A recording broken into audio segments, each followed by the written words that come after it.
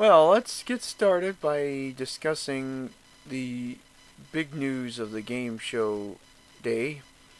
Well, actually, this is the non-game show day. Yesterday, it was announced that GSN had decided, effective next week, that Dancing with the Stars would no longer be aired. At least for the time being, anyway.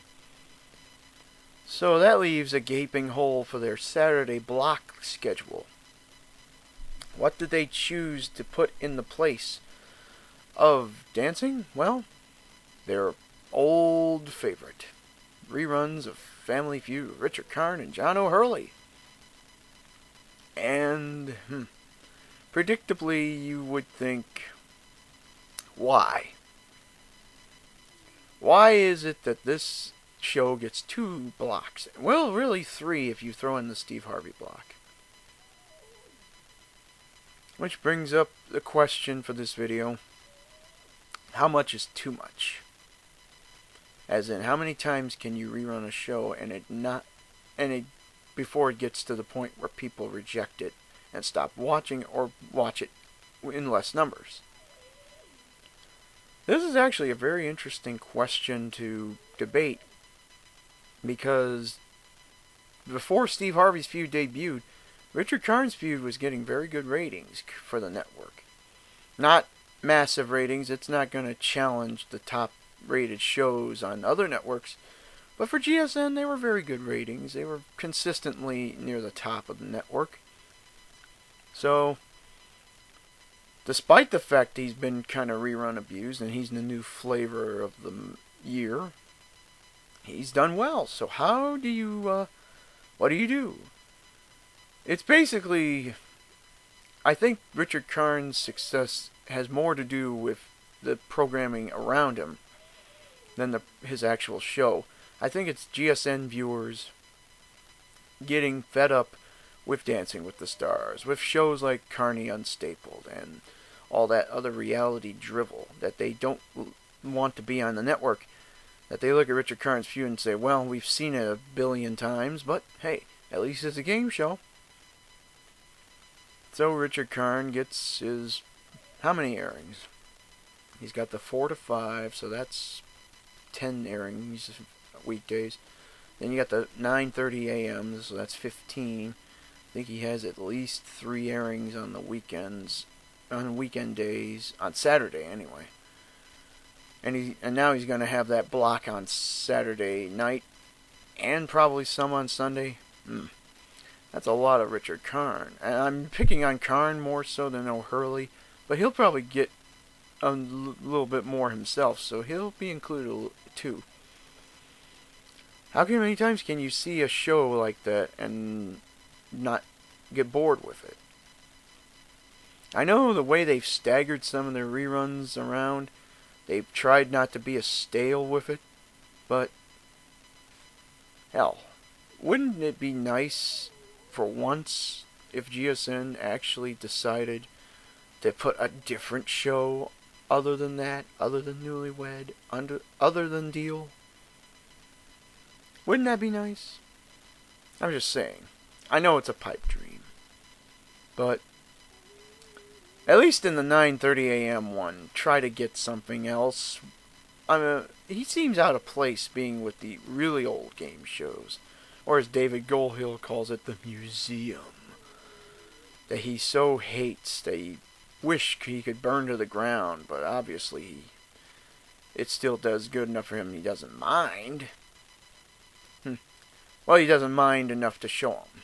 It's kind of sad, really, when your network president hates the aspect of the network that the initials stand for. But that's a whole nother subject altogether. I really do think that, knowing the modus operandi of GSN, their way they operate, this is pretty much to be expected. It's expected that you're going to see Al Borland walk in front of your screen about 6 times a day. It feels that way. But he's going to be in front of your screen an awful lot, because Feud, I think, makes up at least half their schedule if you combine all the airings of Karn, O'Hurley, Harvey, and the few airings of Dawson during the day, during the 9 a.m. hour. that you got a lot of feuding. And it's not going to be healthy eventually. They reran Abused Deal or No Deal the same kind of way. They reran it 27 times a week. And people, I guess they embraced it enough to justify it, but eventually they kind of turned it off. And now where's Howie? He's got the 1 p.m. airing, and that's it for the weekdays. He doesn't get any more than that, other than his Thursday block. So Deal eventually got worn out as badly as it was on NBC. You have to think that eventually Karn and O'Hurley are going to get worn out from the rerun abuse. We'll see.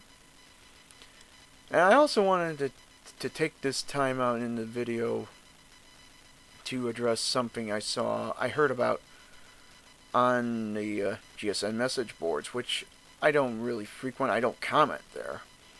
But I did notice the other day that one of my rant topics about Wheel of Fortune actually did make it onto the GSN message boards, as somebody asked the question that I asked. Or asked, is Wheel becoming intolerable to watch? And as you might expect, most of them said no, that they disagree with me. That's okay. There's one thing I like on videos or blogs or whatever. I like to have dissenting opinions. Because if everybody agreed with me and said, oh, Wheel is really hard to watch, then why would I do the video? I wouldn't do it because it would be redundant. It would be beating the dead horse. So I don't mind that the vast majority there said that they still would like to watch Wheel. Most of them took the opportunity to do their clamoring for Wheel to be back on the GSN schedule. I got news for you, GSN board. Very likely it would be very difficult for GSN to get Wheel back on, because I know Sony isn't a direct owner of the network. DirecTV, I think, now is in charge. I could be wrong. I probably am wrong. But they haven't had Wheel on the schedule since, 2009? I think 2010, maybe. So it's been a few years. And to say you would want the more recent episodes on there, actually kind of scares me a little. But nothing made me laugh more than when I read one of the comments from a user, and I'm not going to reveal their name. I read one of the comments where they actually claimed that Wheel of Fortune had, quote, smart contestants, unquote. I had to take off my glasses and clean them to make sure I was reading that right. But this person did say it. Wheel had smart contestants. What show were you watching? Because I'd love to see these smart contestants that you talk about. I've seen only a few instances this season of smart contestants, of good contestants in a way. The vast majority of them win by what I always like to jokingly call dumb luck. Because, like I said on my Wheel rant, this is the show that, more than any of them, really rewards not being able to formulate a strategy. Not being able to recognize a double letter on the board.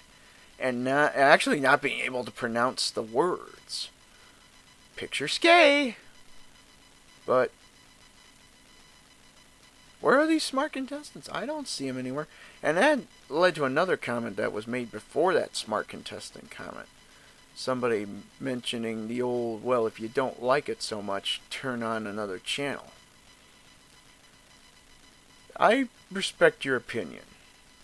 I would tend to agree with you, except that would be to basically brush off the fact that the show has struggled to put forth viable contestants. I'm not even asking that every contestant be a smart contestant. That may be what he was implying. That I think every person on the show needs to have a Rhodes Scholarship and a 4.0 GPA. You don't have to have those qualities to be on the show. I simply ask that the people they pick for the show actually know how to play the game. I mean, it's one thing if you forget in the moment when you've got the lights shining on you a simple rule. That I can forgive. But when it seems like your contestants don't know the game they're playing, they were just picked because they're perky, that doesn't entertain me. And I don't know how much it would entertain other people. The main thing is that the lack of decent contestants, I think, is a reflection on the show getting incredibly lazy in recent years. Basically getting to the point where they're just hoping to God that they can get to season number 30 of the syndicated version before they all collapse from having to deal with people. And when you get to a point where you're doing a show and you're just going through the motions and you don't really feel the energy and excitement anymore, it's time to stop doing the show. That's all I was saying. I don't want the show to die. I don't hate the show. I still like Wheel of Fortune.